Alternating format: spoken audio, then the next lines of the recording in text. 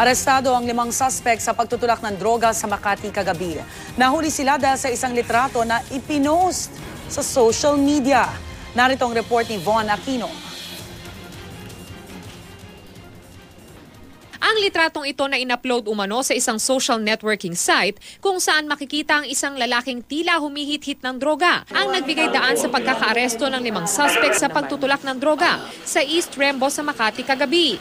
Ayon sa Anti-Illegal Drug Special Operations Group na Makati Police, isang concerned citizen ang naglapit ng litrato sa kanila. Sa litrato, nakalagay ang address ng isa sa mga nahuling suspect na si Glemalays Ansano alias Hapon. Print out lang siguro. Dinala kay Hepe, dinala din sa amin dito. Kaya ang instructions sa amin ni Hepe, ikandak ng bypass, i-surveillance mo tapos ikandak ng bypass. Sa bypass operations, naaresto sa 2 magkahiwalay na operasyon sina alias Hapon, Glenn Snair Ansano, Edgar Arceo, Andrew Pisco at Alexander Nueva. Sa kabuuan, 7 sachet ng hinihinalang shabu ang nakuha sa 5 suspect. Yung isa na, sa bypass na operation na huli, tapos yung iba sa patch session na doon sa area mismo na pinangyarihan. Itinanggi naman ng mga suspect ang paratang. Hindi rin daw totoo ang mga pahayag ng nag-upload ng litrato na nagbebenta sila ng droga. Hindi. Paano mo nasabi? Wala kang makain eh. Magbebenta pa ako ng drugs.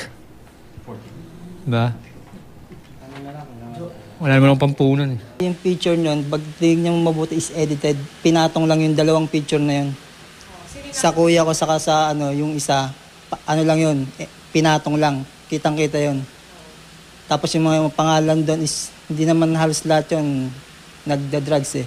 Kalaboso ang mga suspect na nahaharap sa kasong paglabag sa Dangerous Drugs Act of 2002. Hinikayat naman ng Makati Police ang publiko na huwag mag-atubiling i-report sa kanila ang mga kahalintulad na kaso ng pagbebenta ng droga. May pagbigay alam din sa amin kasi kung kami-kami lang talaga, hindi namin masusolve to kung walang tulong ng mga ordinaryong tao. Ito ang unang balita sa Makati City. Von Aquino reporting.